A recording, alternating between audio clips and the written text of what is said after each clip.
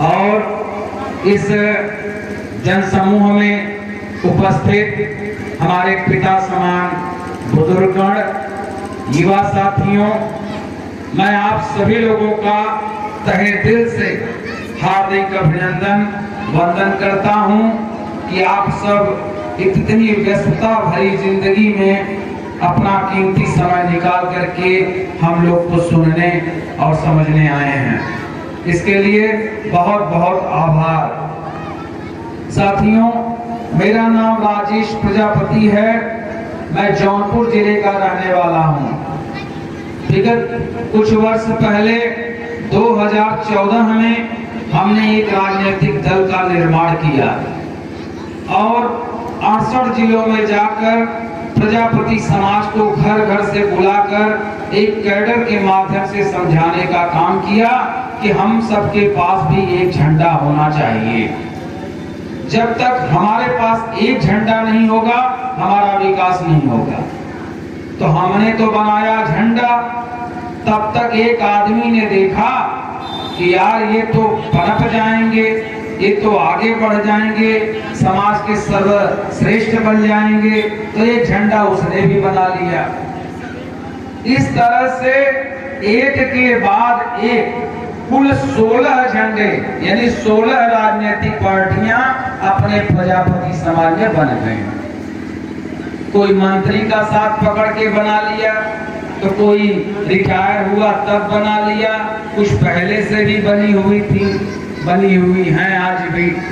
तो अगर ये 16 झंडे वाले अगर आपके बीच में आएंगे तो कुछ कहेंगे आप हमारे साथ जुड़ जाओ, कुछ कहेंगे आप हमारे साथ जुड़ जाओ। तो हमारे प्रजापति समाज के 16 टुकड़े ये लोग कर डालेंगे। जब 16 टुकड़े होंगे तो वही बात फिर आएगी, किसी बड़ी सरकार को, किसी बड़ी पार्टी को जिसकी सत्ता बनने की चांस दिखेगा, उसी के पास जाएंगे ये लोग और जा करके कहेंगे, माननीय जी मेरे पीछे इतनी भीड़ है, हमको 2 टिकट चाहिए, या हमको अटैची दे दीजिए, या सरकार बनेगी तो हमको ये पद दे दीजिए। इसके अलावा वो क्या कर सकते हैं? कभी मुख्यमंत्री बन सकते हैं। जब इतनी बड़ी लाबी माननीय अखिलेश जी ने खड़ा की है, एक एक जिले में, एक एक विधानसभा स्तर पर, एक एक ब्लॉक स्तर पर उन्होंने ऐसे ऐसे सिपाहियों को खड़ा कर दिया है जो यहाँ टोपी लगाए बैठे हुए हैं, कोई न कोई कहीं न कहीं से कुछ न कुछ उनके लिए काम कर रहा है। तो ये पार्टियां छोटी छोटी पनप करके क्या करेंगी? वही करेंगी जैसे सभी नदियां बहती हैं और बहते बहते एक दिन सागर में जाकर मिल जाती हैं। उसी तरह से ये छोटी छोटी पार्टी बना करके किसी न किसी बड़ी पार्टी में मिल जाएगी। तो हमने देखा कि जो आज सरकार है, ये सरकार हम पिछड़ों के लिए, हम दलितों के लिए बहुत ही घातक है। इससे निपटने के लिए, इसको हटाने के लिए, इसकी तख्ती पलटने के लिए हमें भी अपने उस भाई का, उस समकक्षी नेता का साथ देना होगा जो हम पिछड़ों की, दलितों की हिस्से की लड़ाई स्वयं अकेले लड़ रहा हो। ऐसी स्थिति में मैं माननीय अखिलेश यादव जी के करीब पहुंचा और हमने उनसे कहा, माननीय जी, मैं राजेश प्रजापति सर्वश्रेष्ठ दल अध्यक्ष आपकी पार्टी से गठबंधन करना चाहता हूं। तो माननीय जी ने कहा कि राजेश जी देखिए, हमने बहुजन समाज पार्टी से गठबंधन किया, लेकिन बहन कुमारी मायावती जी ने पूरी तरह से हमें धोखा दे दिया। उन्होंने अपना वोट हमारे प्रत्याशियों को ट्रांसफर नहीं कराया। तो हमने पूरी शालीनता के साथ, शिद्दत के साथ उनके लिए अपने वोट को ट्रांसफर करवाया, जिसकी वजह से उनकी सीटें ज्यादा निकली, हमारी सीटें कम निकली। हमने कांग्रेस से भी गठबंधन करके देख लिया, रिजल्ट नहीं आया, तो मैं इस बार गठबंधन नहीं कर रहा हूं। तो मैं लगा सोचने कि बताइए, हम इतनी मेहनत करके 68 जिलों की यात्रा करके प्रजापति समाज को घर घर से बुलाकर 150 की रसीदें काट करके उनको अपने से जोड़ने का काम किया, और ये कह रहे हैं ये सब समाप्त कर दीजिए। मैं ये सब सोच ही रहा था कि उनकी एक बात मेरे दिमाग में, मेरे कान में फिर से पड़ी कि राजेश जी से ये बताइए कि समाज की सेवा करना चाहते हैं आप? हमने कहा बिल्कुल भैया, समाज की सेवा करने के लिए ही तो समाज को एकत्रित कर रहा था, समाज को जाकर के एकजुट करने का काम किया। 68 जिलों की यात्रा की, लोगों से 150 लिया ताकि हमारा भी समाज सत्ता के कुछ करीब पहुंचे। कहा जब सत्ता नहीं मिलेगी तो कौन सी सेवा, किस तरह से सेवा करेंगे? तब भैया हमारा भी दिमाग दूर तक पहुंचा कि ऐसे तो 100 साल लग जाएंगे, जब सत्ता में हम पहुंचना ही नहीं करेंगे तो उनको बुलिया के करेंगे क्या? या तो किसी विधायक सांसद से मिल करके कहें कि हमीरपुर के इस विधानसभा के प्रजापति जो है इतने लोग हमारे साथ हैं, तो वो विधायक हमारे काम में कहेगा कितना दे दें आपको, तो हम हर जगह जा करके या तो आपको बेचें या तो हम आपकी लड़ाई लड़ें। तो हमको बेचना नहीं था, हमें तो आपको हक दिलाना था, अधिकार दिलाना था। जो 27% पिछड़ा आरक्षण में हमारा अगर 1% हिस्सा होता है तो इन सरकारों को देना चाहिए था, लेकिन किसी ने काम नहीं किया देने का। इसलिए हमने आपकी एकता के लिए एक बार राजनीतिक पार्टी का निर्माण किया। तो माननीय जी की यह बात मुझे बहुत अच्छी लगी कि अगर सत्ता नहीं मिलेगी तो समाज की सेवा कैसे करेंगे आप? तो उन्होंने कहा देखिए सत्ता मेरे हाथ में इस समय नहीं है और सरकार मनमानी कर रही है, और हमारे लोगों की समस्याओं को लेकर के मैं घर पोटली में बैठा हूँ। अभी मैं योगी को फोन लगा के कहूँगा कि योगी जी हमारे समाज के एक व्यक्ति की बड़ी समस्या है, तो योगी तो फूले नहीं समाएगा। पूर्व मुख्यमंत्री हमको फोन कर रहा है, हमसे मदद मांग रहा है, तो उसके तो सीने चौड़े हो जाएंगे। इसलिए हम अपने लोगों की समस्याओं को गठरी में बांध करके रख रहे हैं। आप भी अपने लोगों की समस्याओं को गठरी बांध के रखिए, आगे मिल करके सरकार बनाते हैं। अगर सरकार बन जाएगी तो आपको कुछ बना दूंगा, अपने समाज की सेवा करते फिरिएगा। तो हमने भैया आओ देखा न ताव, हम भी अपनी तैयारी किए, तुरंत पहुंचे। मान लीजिए क्या, हमने कहा लीजिए ये हमारा प्रार्थना पत्र है, मैं अपने दल को आपकी पार्टी में विलय कर रहा हूँ। और हमने विलय कर दिया।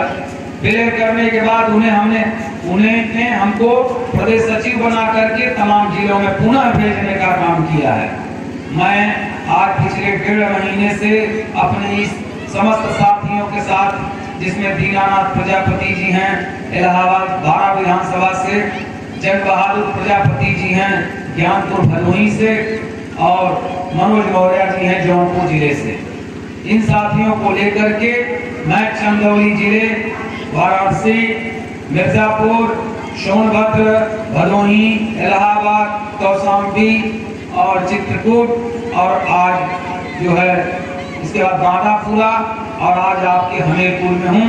कल मेरा दौरा समाप्त होगा चौथे चरण का, उसके बाद 2-3 दिन रेस्ट है, उसके बाद फतेहपुर और आजमगढ़, अम्बेडकर नगर, प्रतापगढ़। यानी पूरी तरह से मैं तब तक नहीं बैठूंगा जब तक कि माननीय अखिलेश यादव जी को मुख्यमंत्री न बना दे। और ये जो आप लोग यहाँ पर बैठे हैं, निश्चित है कहीं न कहीं आपके भी दिल में वो दुख है इस सरकार को हटाने का, वो गुस्सा है कि हम बदलेंगे इस बार सत्ता। और ये सरकार कैसे काम कर रही है, कैसे लगान वसूल रही है, कैसे कर वसूल रही है, ये वो काम कर रही है जिससे हम लोग बहुत ही परेशान हैं। एक राजा था, उसने गांव में ठिठोला पिटवाया कि हमारे बच्चे का नामकरण होने जा रहा है, आप सभी गांव वाले लोग हमारे यहाँ आइए और फ्री में भोजन करिए। 3 दिन का कार्यक्रम था। तो जनवरी करते हैं, अगर आप कह दें अपने इष्ट मित्रों से, रिश्तेदारों से कि भैया कल हमारे यहाँ 10 बजे कुछ लोग आएंगे और हमको मारने की धमकी दे रहे हैं। अगर आप लोग आकर के खड़े हो जाते, बैठ जाते हमारे दरवाजे पर, तो शायद ये हमारे साथ न हो। तो कितने लोग आएंगे? 3 लोग, 5 लोग, 2 लोग या 1 लोग नहीं आएंगे। लेकिन अगर खाने का निमंत्रण आप दे दें 20 लोगों का, तो कितने लोग पहुंच जाएंगे? 30 लोग पहुंच जाएंगे, 40 लोग पहुंच जाएंगे। तो उसी तरह से राजा ने जब ये संदेशा भिजवाया तो बहुत खुशी हुई भाई सबको। सब अपना वो छोटे छोटे लड़कों को गोदी में भी टांगे फैलाए हुए लेके पहुंच गए राजा के खाने। और राजा ने हर तरह के आइटम बनवाए, जो जिस तरह का खाने वाला था उसकी वैसी व्यवस्था थी। सब दबा दबा के खाए। उसके बाद लोगों ने पूछा सोने की व्यवस्था कहाँ है? तो राजा ने कहा कि देखिए वहां सब बिस्तर लगे हुए हैं, जाइए सो जाइए। सब गए, सब बहुत मुलायमदार बिस्तर था, सब लोग सोए। सुबह हुई, जब सुबह हुई सबकी नींद टूटी, तो कुछ लोग भाई बीड़ी सूटी अपना जो लेते हैं जलाए उलाए। उसके बाद क्या लग गई सबको लग गई कि भैया अब तो शौच जाना ही चाहिए। तो सैनिकों से पूछा भैया शौच करने की जगह कहाँ है? तो कहा सैनिकों ने कि देखिए यहाँ तो हरी हरी घास फुलवारी सब लगी हुई है, यहाँ निपटने की कोई व्यवस्था नहीं है। अगर यहाँ निपट देंगे आप तो जुर्माना हो जाएगा, कोड़े भी लग सकते हैं, जेल भी जाना हो सकता है। तब लोगों ने कहा था कहाँ देखिए उस तरफ चले जाइए, वहां देखिए शौचालय बना हुआ है। तो लोग भैया पकड़े पकड़े अपना पेट वहां भागे। कुछ लोग रास्ते में भैया उनकी चड्डी खराब हो गई, जुर्माना हो गया उनका भी। वहां जब पहुंचे दौड़ते दौड़ते, तो वहां जो सैनिक थे उन्होंने कहा रुकिए रुकिए रुकिए, किस लिए आए हैं? अरे भैया हम लोग को थोड़ा हल्का होना है। कहा देखिए हल्का होने का चार्ज जो है वो 500 रुपया है। जिसके पास 500 रुपया होते और जाके हल्का हो ले। तो भैया सबका दिमाग खराब हो गया, कह रहे ये क्या तरीका है? फ्री का भोजन बुलाया खिलाने के लिए चार्ज मार रहा है 500 रुपए। तो जिनके पास 500 रुपए थे वो तो दे के हल्का हो लिए, और जिनके पास नहीं थे कुछ तो वहीं हल्का हो लिए, तो जुर्माना हो गया। तो ये वही अंधभक्त हैं जो सक्षम हैं, जो 500 रुपया लीटर पेट्रोल खरीदने की बात करते हैं, जो 2000 गैस सिलेंडर होने पर भी उसको खरीदने की बात करते हैं और इसी सरकार को चुनना चाहते हैं। अगर आप भी सक्षम हो तो भाई यही सरकार आपको मुबारक हो। अगर इससे बचना चाहते हैं तो माननीय अखिलेश जी को मुख्यमंत्री बनाना ही होगा। ये सरकार हम लोग को फ्री में दावत दी, आइए गैस कनेक्शन ले जाइए फ्री में। हमारी माताएं और बहनों की आंखें खराब होती हैं। अब आदमी की जेब खराब हो रही है, नहीं दिखता। अब तो माँ बहनें भी अब लकड़ी पे चूल्हे पे उतारू हो गई हैं। अब नहीं माँ बहनों की आंख खराब होगी। तो पहले तो फ्री में कनेक्शन दिया, अब उसका चार्ज मार रहा है दोगुना चौगुना। मार रहा है कि नहीं? बिजली कनेक्शन दिया कि जिनके पास बिजली नहीं है, अंधेरे में नहीं रहना है, आइए भैया कनेक्शन फ्री में ले लीजिए आप लोग। कनेक्शन तो ले लिया, अब पर यूनिट कितना चार्ज मार रहा है कि नहीं चार्ज? तो ये इन सब चीज 5 किलो राशन दे दिया फ्री में, अब चार्ज कहाँ कहाँ मार रहा है? कड़ुआ तेल, दाल, प्याज, लहसुन, इस पर नहीं मार रहा है। तो खरीदने वाले राशन जो हर महीने लाते थे आज के 2-3-4 वर्ष पूर्व, उनको पता होगा कि अब जेब जो चीजें 800 में हो जाती थी, अब वही चीजें 1500-1800 में मिल रही हैं आपको। ये सरकारों ने हमको, हमारी पिछड़ी जातियों को, हमारे दलित जातियों को कमजोर करने के लिए इस तरह के प्रावधान को स्टार्ट किया है, ताकि आप पूरी तरह से कमजोर हो जाएंगे। तो जो आपकी आने वाली नस्लें हैं, जो आपके छोटे छोटे बच्चे हैं, ये इनका भविष्य पूरी तरह से अंधेरे में रहे। तो मैं तो कहता हूं कि अगर अपने बच्चों का भविष्य हम लोगों को अंधेरे में देना है तो आगे गला दबा देना चाहिए, क्योंकि ऐसे जब षड्यंत्री ये गलत कह रहा हूं बताइएगा, तो अगर आपने साइकिल का बटन नहीं दबाया, जो डॉक्टर भीमराव अंबेडकर ने आपकी हाथों में वो शक्ति दी है, वो दिमाग दिया है, वो मत दिया है, इसका प्रयोग करके अपनी जेबों को बचा लीजिए और अपने बच्चों का भविष्य बचा लीजिए। अगर नहीं बचा सकते हैं तो साइकिल का बटन न दबाने से पहले अपने बेटों का गला दबा दीजिएगा, क्योंकि यही सरकार है, यही माननीय मुलायम सिंह जी की सरकार थी जिसने प्रजापति समाज के लिए बहुत कुछ किया। यही अखिलेश यादव जी हैं, उनका कहना है कि जिसकी जितनी हिस्सेदारी जिसकी जितना इस बार, इसलिए जाति जनगणना के लिए इस सरकार के नाक में दम किया है। माननीय राज्यपाल कश्यप जी ने पूरी तरह से धरने में इस बात को उठाया कि सरकार जाति जनगणना करा ले, अभी इसको पता चल जाए कि इसको क्या मिला है। न हमारे समाज का एक डीएम है कहीं बैठा, न हमारे समाज का एक एसपी बैठा है, बैठेगा कैसे? अपने मन का राजा ही नहीं है। जब अपने मन का राजा, अपने समकक्ष का राजा, अपने खून का राजा वहां नहीं है, पिछड़ी जात का राजा नहीं है, तो मिलेगा क्या आपको ठुल्ला? तो बदलिए, अपने क्रोध का इजहार करने के लिए जो शक्ति डॉक्टर भीमराव अम्बेडकर ने आपकी उंगलियों में दिया है, इससे बटन दबा करके इसकी तख्ती पलटिए, वरना आप यह जान लीजिए कि जिस तरह से सरकारी संपत्तियां बिक रही हैं, आपका बेटा कल मुंबई, गुजरात, महाराष्ट्र, दिल्ली, कलकत्ता जाएगा कमाने, वहां बैठा उद्योगपति, पूंजीपति, कंपनी का मालिक कहेगा 2000 में काम करना हो तो करो, नहीं तो चलते बनो। तुम्हारा क्या न करता किस दिन होगा तो करेगा, अगर करेगा भी तो 2-3 महीने की तनख्वाह रोक करके चौथे महीने से 5वें महीने देना शुरू करेगा, तो बताइए वो अपना पेट भरेगा कि आपका भरेगा?